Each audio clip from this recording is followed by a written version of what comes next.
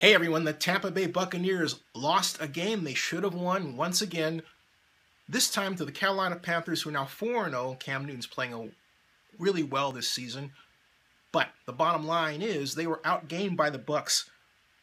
Just over 212 yards for the Panthers to 411 for the Buccaneers.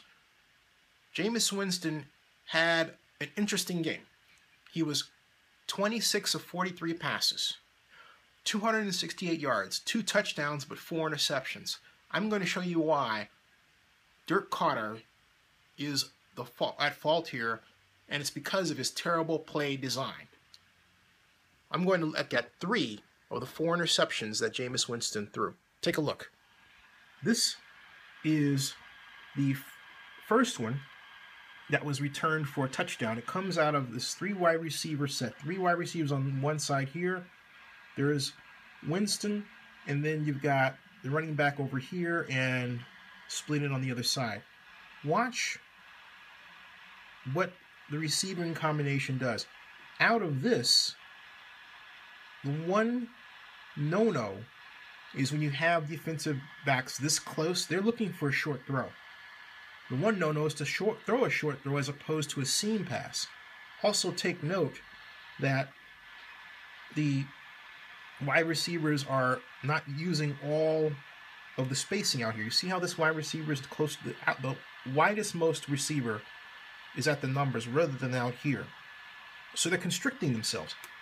Let me run this play to show you what happens. Here it goes. Right there. It's a little bit delayed. There it goes. Okay, now see how he rolls into his pattern like that? Look.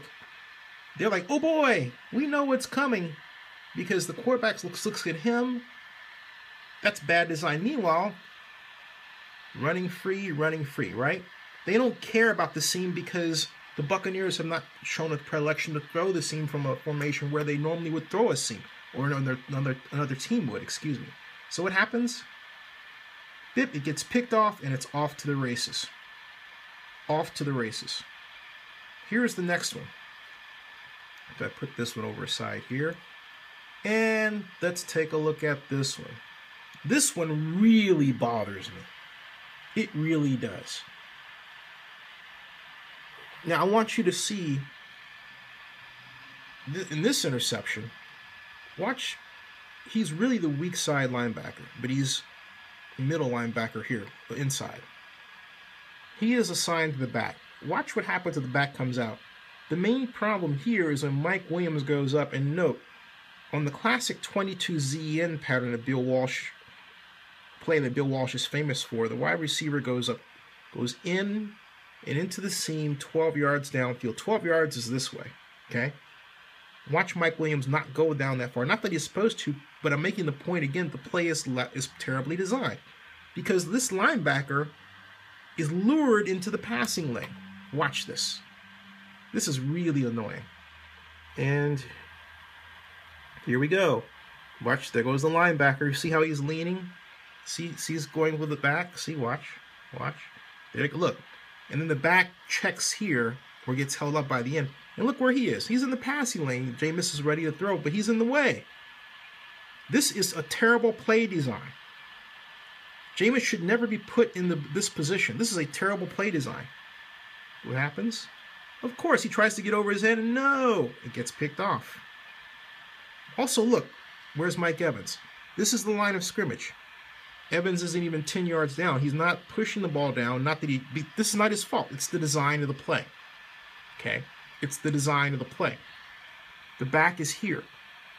The way this play is supposed to be designed when you're running a play like this is like this. It comes from Bill Walsh's publication for the American Football Coaches Association called Controlling the Football of the Passing Game. This is the classic 22-ZN pattern, folks. And take a look here. Recognize this? You see that? That's the same concept. But look where the fullback is in this case. Wide out, right? He's hot. Comes out wide here. And when he comes out wide here, he's supposed to be ideally wide, and the receiver is 12 yards on the inside to create the throwing lane. That wasn't done. That wasn't done here in the case of the Bucs' design of the play. So that was doomed from the start. What should have happened is the back should have been the number 2, the clear number 2, but he wasn't. Jameis Winston would have been told to throw that. He wasn't. Jameis is only doing what he's told to do. So what happens? It gets picked off. Like so. See that? Got picked off like so, right? Now, here's another example of bad play design. Another one that's particularly annoying. Here. This is number 3. Look at all this space out here that the Bucs don't take advantage of. Their wide receivers are close together. That spacing implies that you're going to have someone come inside. Why not take advantage of the space out here? Look at this. Look at all this space out here. Look at the fact that he's giving you outside coverage. Why not go outside in? Take advantage of this. Take him, put him over here, right? They don't do any of that. Instead, watch what they do. And not only that, it's telegraphed. Take a look, folks. Here comes, watch how the receiver rolls. See how he rolls into? And he rolls into it, it's picked off. Not only that was it picked off, but on the interception, just prior to the interception, you had, who's that? Linebacker. Look at this.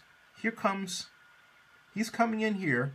He's rolling, but then look at what happens. You got a linebacker also, they're basically pinching. They were primed for that short pass. No seam. No seam design. Okay? At all. Those are three passes I've shown you